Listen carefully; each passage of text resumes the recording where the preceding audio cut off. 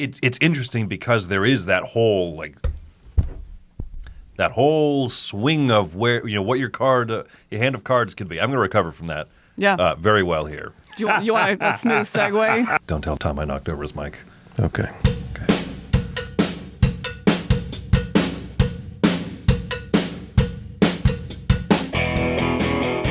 Hey everybody, welcome back to the Dice Tower. My name is Z Garcia. I'm Camilla. And I'm Chris Yee. And as you are seeing already, we are talking here about Creature Caravan. We're going to be reviewing this game, the latest, from Red Raven Games, the publisher, and Ryan Lockett, the designer and artist for the game. So this one is a dice-driven game in which you are going to be rolling your pool of dice. You are going to be assigning those dice to various actions, helping you draw cards, move along a path, collect goodies, and you'll be playing cards out as well to give you new spots to put dice. Let's go ahead and take a look at the game, show you an overview of this one, and then we'll be right back with some thoughts on the gameplay. Here we go. In the game, each player is going to begin with 5 dice, this board right here in front of them, 1 coin, and a hand of 8 random cards from the deck of cards over there. You're also going to get a number of cubes, and you're going to get 12 of these tents. Every turn in the game, every round in the game, you put down one of these tents on the map, so the whole thing is going to be 12 rounds. And the players are going to begin over here, placing their caravan in one of the starting locations, and they are going to be playing cards, rolling dice, activating abilities in order to traverse this land, possibly making it all the way to the end over here, and developing new abilities by playing these cards out. There's also these 2 communal boards, this one for fighting the Ember Zombies, and then this one for trading and gaining bread from it. You can trade in the coins or these purpley, they're bags. All right, so here's how the game is going to go. Each of those 12 rounds, the players are all simultaneously going to roll their dice. It's possible you'll gain more than 5, but you begin with 5. You're going to roll these dice, and then you are going to be taking actions with these dice. You can assign the dice to various locations. If they have a number printed there, then they require at least that much to have been rolled on the die. And you would take the associated ability or action or whatever it may be. So I'll talk about all the ones printed on here in a moment. The other thing you can do is you can pay for a card, put that card into play, and then likely gain new abilities from those cards. They might have more activated abilities, like this one here requires a 6, and you have to pay bread to do this, very difficult, and you would get these things. Some of them simply have some ongoing ability. Like this one says, each turn you may raise 2 dice by 1 if you have this person, okay? Every card has a cost up here at the top, and then the abilities down here, the name, possibly some tags, and then a number of victory points right here. So that's the way the cards are going to work out. Let's talk about the board and the things on it, okay? So right here are 2 things that do not require dice. I can discard a card for 1 bread. I can discard 3 cards for 1 coin. Great. The other ones all require some amount of dice. So up here are some traversal spots. The bottom one says that I can put a 3 at least here, and I can go through these clear regions. So I could do that. I could put a 3 right there. And again, it's at least a 3. And I can traverse from there to there. The one at the top requires 2 dice, at least 1s, so anything.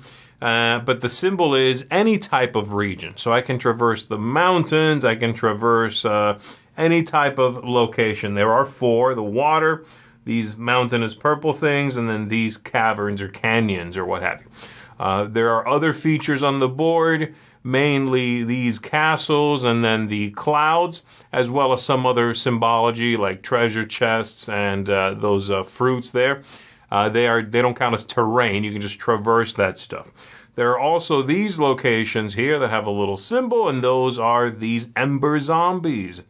Seen right there, the same symbol. They are going to be messing with you. You want to fight them off. So both of these locations then would be for traversing. You will find more among the cards you play. This one over here, I can put a 6 on there, and I can traverse anything, any one space, okay? So there's that kind of card. Then down here, you've got, you can put a 4 here and get one of these bags. You can put a 5 here and get 2 bread. That lets you draw a card. That lets you draw a card. This one lets you draw 3 and keep 1 card. This one over here says trade at market. You can make 1 trade.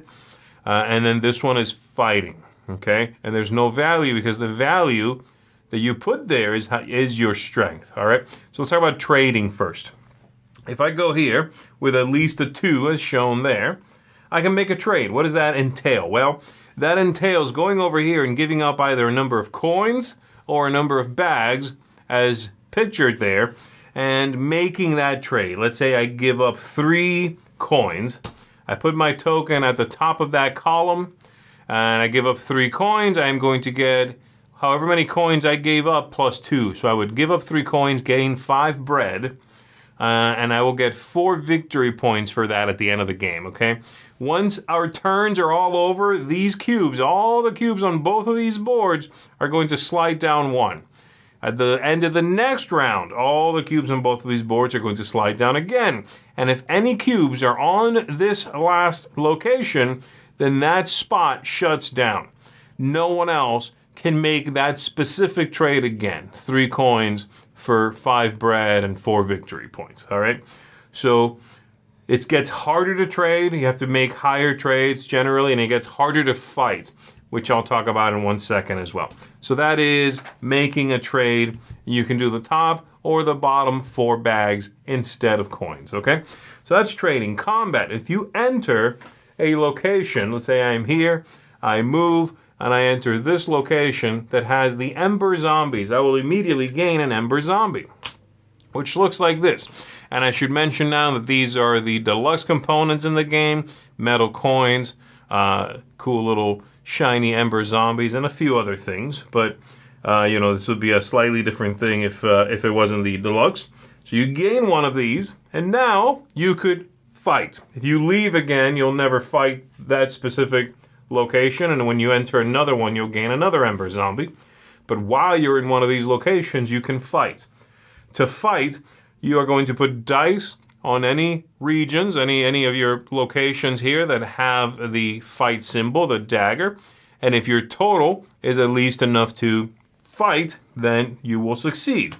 So let's say I put a 5 right there. My strength is 5.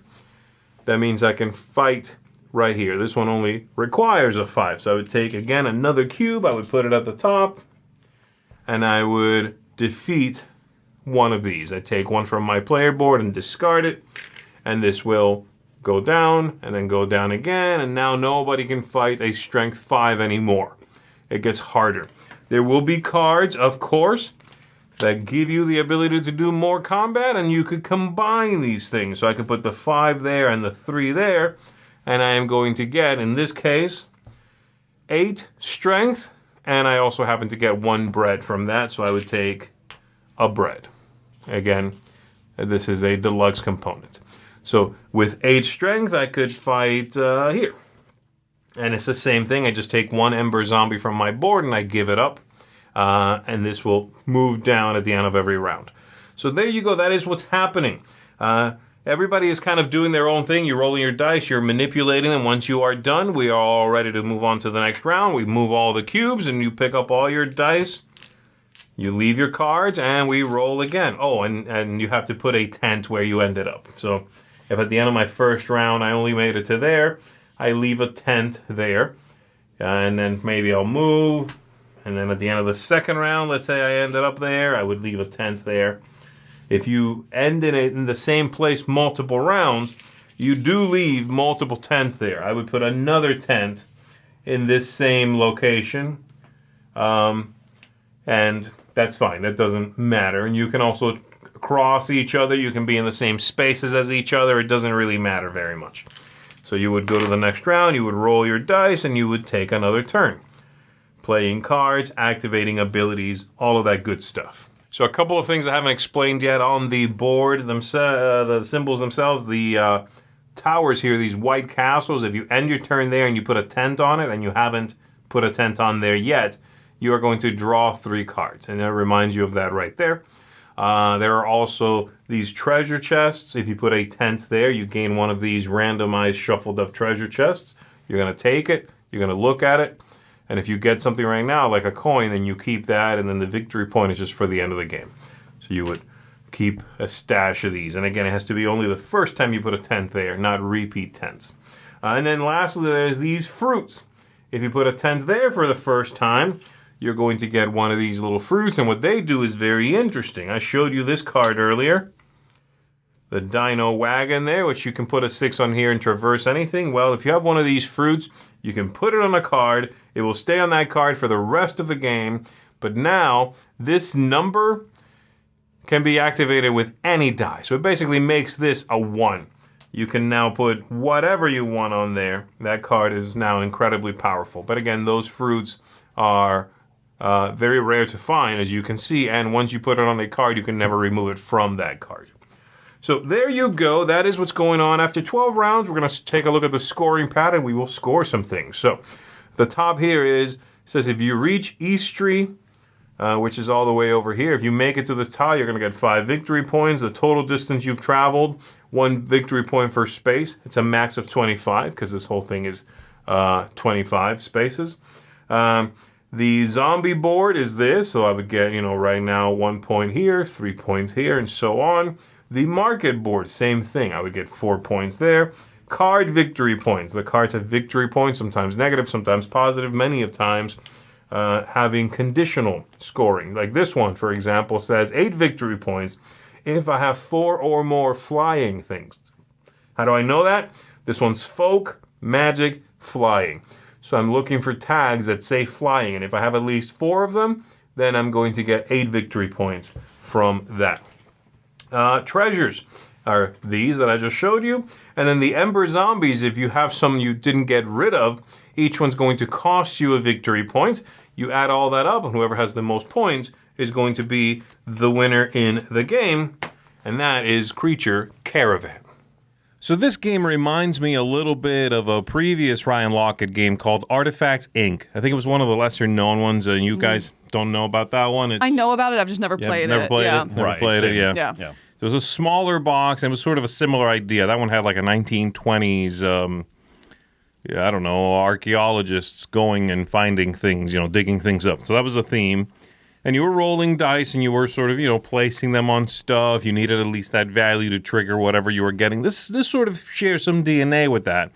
But it's been sort of fattened up, and there's a lot more to it, including a massive stack of cards, which are, I think, all different, if I'm not mistaken. I think so, Like the artwork is repeated sometimes, right? but the cards are all different. The powers, I believe, are all different. Yeah, it also has zombies. It has ember zombies. Is that what they're called? Mm-hmm. they're pretty cute. Yeah. So the game has a decent amount of moving parts, and yet I find it to feel very streamlined. Right. A lot of times when you have card games like this, especially when you're building out your tableau and you're building out your own scoring and you're building out your own mitigation purposes, it can kind of get a little lost in the cards. Mm-hmm. Kind of similar to like in Earth. You have like a handful of cards. You're like, I do this or this or this or that. And before you know it, you're looking at 40,000 possibilities and combos of cards. Right. This one, you still will end up with a lot of cards in hand, but they work together really seamlessly, I feel like, to where I never had that overwhelming option feeling. I agree. I didn't get to that point anyway. That feeling of like, this is no Earth. Yeah. Right. Right. And I've seen it interestingly where just even your opening deal of cards, some people looked at their cards and went, "Ooh, all my cards cost like 8 bread or more." Mm-hmm. I'm like, well, that's a tough situation. And they ended up doing very well. Right. So I've started a game with lots of cheap cards, and then you eventually find ways to draw into it or take enough actions, getting the currency, discarding other cards to pay for the ones, and so it's interesting because there is that whole swing of where what your hand of cards could be. I'm going to recover from that. Yeah. Very well here. Do you want a smooth segue? Sorry. Let me jump in and help. Yeah. No, I think that's one of my actual favorite things. One of the things I put down as a huge positive for me is just the different ways to pay for cards. Because you look at that, like you say, it's 8 bread, it's 9 bread. You're like, I can't fathom getting to that. But there's so many different ways to navigate that economy? Are you going to discard other cards? I love that, Yes, I because agree. that also leads to there's never a wasted turn. Yes. Because we've always had that where you roll your dice and you're like, that's a really crappy. Fine, I guess I'll draw more cards. I'm already drowning in cards. You don't feel that way. Because it's really just, you can look at it as, I'm getting another resource. Yeah. It's almost like a free bread. It's a free bread or something cool. Or something cool. If you happen to get another tiny creature, which is then going to discount that card, something like that, And so I think that the way it handles the economy with you can go up to that track to trade out. You can actually have cards that give you the income, if you will, the bread or the coins. Or you can look at your hand as part of those resources as well. It's really clever and just keeps it from feeling one, burdensome, and two, ever any wasted turns, which are one of my two biggest complaints with dice and dice mitigation games is wasted turns. And I never found that in here. Right. I also really like how very quickly, we all start the same, except for your hand of cards, but very quickly, you are doing different stuff than I am doing. Absolutely. You drop a couple cards and, hey, look at that. You're a fighter, I guess, because you just gave yourself another fighting die spot. And now you can get up to totals I can't approach. Right. So great, that's a thing. Oh, look at that. You just found a thing that helps you move on the board. Now you can traverse any type of landscape with a 5 or whatever. Great, you're better at that than I am. So very quickly, you develop into, like you put together your own machine. You've got your own thing you can do, and you are better at something than anybody else at the table. I like that feeling very much. Yeah, and it leads to those multiple paths for victories, right? You can be the player that does a little bit of everything. You want to have a little bit of presence on each track and, mid-range on your tableau. Or do you want to go just high into those high value out in your tableau, your caravan that you're making? Yeah. Or do you want to go really hard into fighting the zombies and you're just maxing out just that track and that you're kind of hyper-focusing on that? I like that the game has that flexibility for your different play style. I really feel like the more I played it, all of those are viable options to win. Yeah. And there's a lot of good feedback, and I'm going to talk more carefully with my hands. There's a lot of good feedback where, I've got an engine where I got a lot of coins. I'm going to do a lot of sales now, which leads to points, but also leads to bread. So I can get more cards out. I can, and then if I've done that for a little bit, but I've got good cards that lead in a different direction, I have that fun choice of, do I lean into the path I have been going? Do I take a new path and kind of mix those two? Right. And I've seen a lot of success either way. Right, and I think, there's a decision about midway through the game that you have to make. How far do I want to take my caravan? Do I want to aim to make it all the way and get those extra bonus points for completing the whole board? Or am I okay just kind of taking the easier paths and maximizing on the engine I've built, fighting zombies or that exchange market, something like that. You have to, about midway, you make that decision. And I like that as well, that it kind of has this almost, when you learn the game, it almost feels like a race game. It's like, okay, you want to go, and if you go down here, you get all these bonus points. But I love that you quickly realize it's not. You can definitely win by not completing the whole board. Right. But you have to know that ahead of time and commit one way or the other. So I think that's a neat cadence to the game as well. Yeah, I agree. And it's a game that seems like a point salad game, but doesn't feel like a point salad game to me. Because you really are getting points from everything. Like any one thing you do gets you points. Even just like, I need more bread so I can play more cards. So I trade in 3 satchels for 5 bread or whatever it may be. And that's points, though. Yeah. You just made some points at the end of the game. I need to get rid of the zombie because, whatever. And then that's points. And everything. You step on a place, that's points. But it doesn't feel like a traditional point salad-y kind of game. It doesn't give me that sort of like soulless, like pull on the ching, 3 points. Everything's 2 or 3 or 4 points. So I enjoy that feeling. My favorite thing in it is actually, and I love that, again, they sprinkle enough things into it so that you have enough fun bits to mess with. But the game's kind of breezy and sort of moves along at a nice clip. My favorite thing, though, is that one fruit that if you put on a card, oh, yeah, it makes that activation, and you can activate that card with any value. So it basically makes it into a 1. You mitigate your card mitigation. Or your dice mitigation. It's like you mitigate your dice mitigation. That's amazing. Some cards are like, it takes a 6 or a 5. Unless you put a fruit on there, and now it's just any die will do it. I will go decently out of my way on the path to be like, there's a fruit up here. Yeah. Yeah. No. Yeah. And it lets me activate my airship, which gives me 2 move. And I also have 3 other mechanical tags, so that airship is not 2 wild move, it's 3 wild moves. Right. Yeah. Everything feeds into itself really satisfyingly. Yeah, and I think that's a good way to put it, is that it feeds into itself. It's feeding into itself. It doesn't feed into this confusion. Let me ask you, know? let me ask you this. Does the game feel multiplayer solitaire? 100%. Well, I was about to launch into like that's some my negatives. something I can definitely say that is Yeah. not going to appeal to everybody. Is there you go, you nailed it. Multiplayer solitaire. This game is ridiculously multiplayer solitaire, and that's normally something that very much generally I feel like I feel distanced from people. I sort of don't feel like I'm engaging in a game, and it's true here a bit. The difference being, I feel like I'm doing enough here that it doesn't bother me. I'm not really sort of participating with anybody because I'm doing what I'm doing on my own. I'm really having a good time with. Right. That's really interesting because I feel like multiplayer solitaire is not a bad word for me. I tend to be okay with those games and enjoy quite a few of them. Me too. Yeah. In this one, it does bother me, though. Okay, this is kind of the interesting. exception where it bothers me. I think it's saved, if you will, by the player interaction, which is not like direct conflict or anything. By that, I mean those tracks we talked about, the market boards. You only have 2 rounds because you kind of see it aging out. Those options aging out they lock over the down. round. Right, Yeah, they do. yeah. And so because of that, it kind of forces, oh man, they went to that spot. I was 1 turn away. Hold on, let me try to get in there to get those points, to get that exchange, so I don't have to try and go higher or take a lesser exchange, something like that. So you do have player interaction, and that saves it. But it does.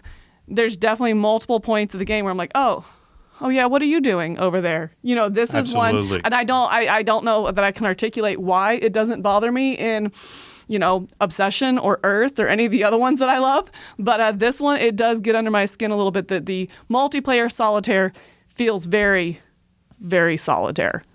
For me, I agree with you 100% about the tracks. That's the thing, is that I have made different decisions because, the previous round, someone went to the 14 strength zombie fighting space. Mm-hmm. I could allocate more dice and get to 16, but I'm going to jump to the 14 this round because it's about to lock down. Right. Yeah. And so I bet I can get back to the 16 later. And so it's moments like that where it's not completely devoid of looking up and looking at the situation. I think of what was the game? The Gorillas. After Us is exactly, you're in my head right now. That's exactly what I was going to bring up next, because in that one I vocalized that it bothered me. I remember so. And it was like, it just felt very soulless. I literally checked in with nobody. That game also, unfortunately, suffered from the theme. It could have been absolutely anything. Like the gorilla, card matching thing could have been anything. This one is saved a little bit for me because the theme is lovely. I do feel like I'm on this little, journey through this lovely country.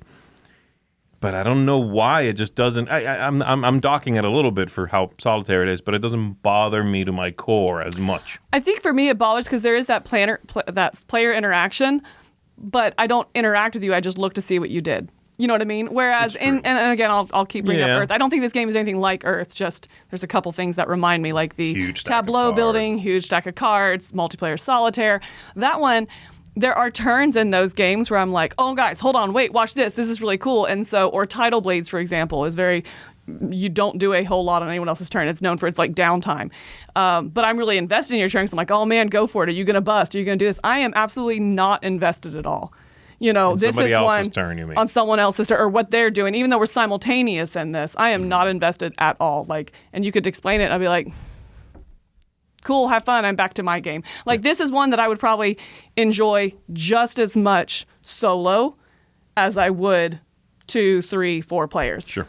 I don't, as long as there's that good AI in it, something like that. Whereas the other ones, they're multiplayer solitaire, but I wouldn't play them solo. Okay. As silly as it is, having a central board where you see other players' progress, when I look up, I'm like, whoa, you moved that far? That affects me 0%. Yeah. And yet, it's just a little bit more than a game like After Us or other games that are blatantly, I don't care, I never need to check in. Like, something about this one still has like little exciting moments where you're like, wow, you did a huge trade, good job. I'm going back to my dice and stuff. You know what I mean? So it's, I appreciate the people at the table a touch more than other games that are normally this level of unnecessary. I agree. Interesting. I agree, Yeah. and I think it's partly psychological. We each have a caravan, and we're rescuing animals or people or whatever, and we're like leaving. So I'm like, oh, you're doing a good job over there. Like, way to run your caravan. I agree. It's sort That's of really silly, funny. but it's salvaged a little bit, that solitaire feeling, because of the setting, because of being able to look up and enjoy what everybody else is doing. But it won't be enough for a lot of people. And No, I we're agree. Very Right. aware of that. I mean, I think for, again, someone who doesn't care for multiplayer solitaire, this one, it was very apparent and very Yes. disappointing. Yeah, be aware of that. Absolutely. All right, anything else that we want to talk about before we jump into some final thoughts? I will talk about the artwork a little bit. This is Yep. Ryan Lockett has illustrated basically all his own games. This is the latest, but it has a style that's a little bit different from his usual style. I think it's supposed to be, if I'm not mistaken, purposefully old school. It's meant to look like his earlier work. Yeah, this is the kind of art that he did when he was, I don't want to say learning to draw, but when when he was like in his teens and really kind of honing in on it. This kind of where he sees himself starting, and so it's kind of a homage to himself and kind of a going back to an old style. Interesting enough, I think I prefer this, and I'm a huge fan of Ryan Lockett's artwork. I think it's very my style. I adore it. This just like kind of blew me away. I really like the line work of this. It's very simple and cozy. I don't know. Yeah. I love it.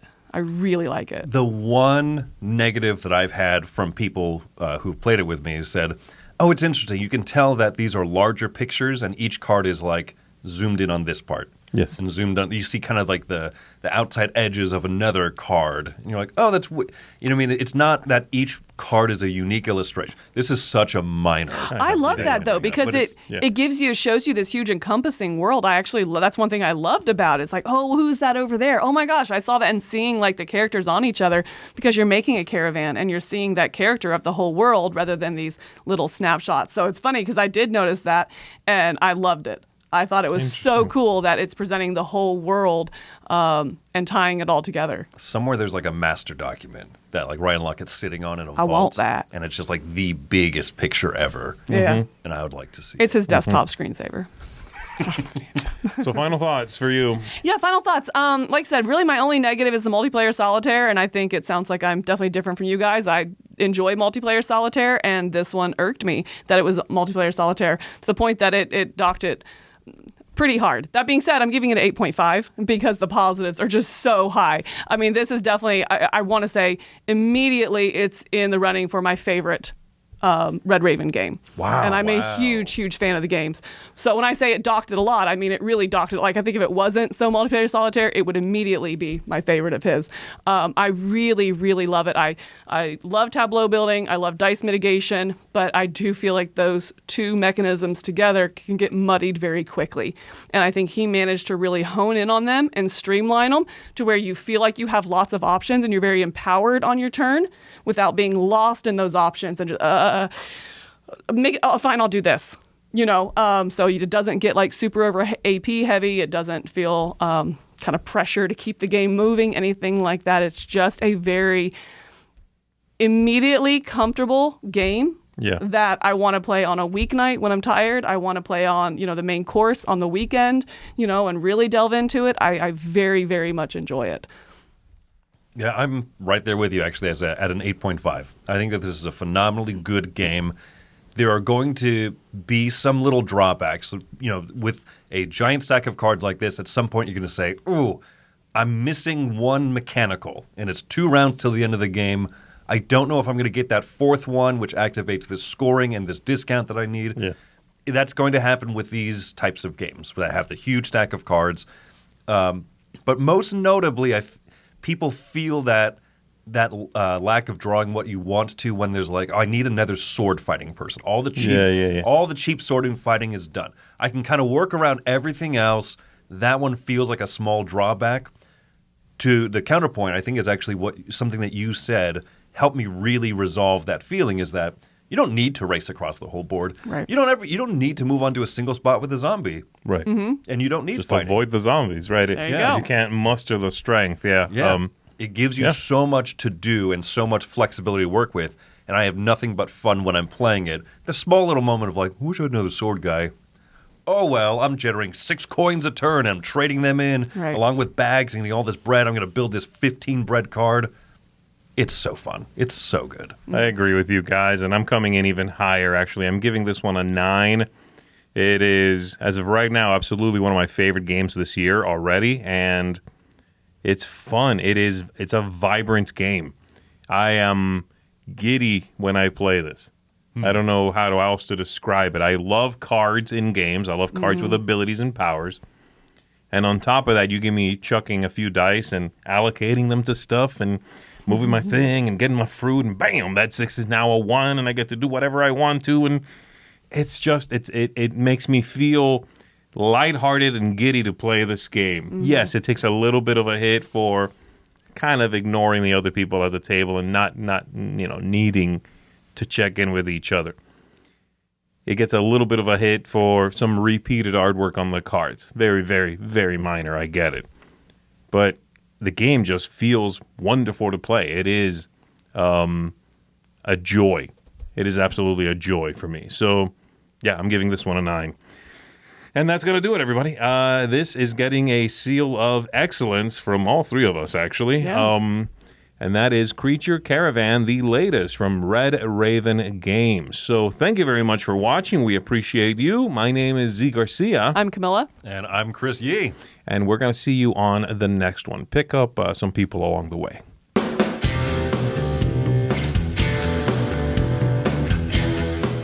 Hey everybody, thanks for watching this video. If you like this review or whatever you just watched, wasn't it amazing?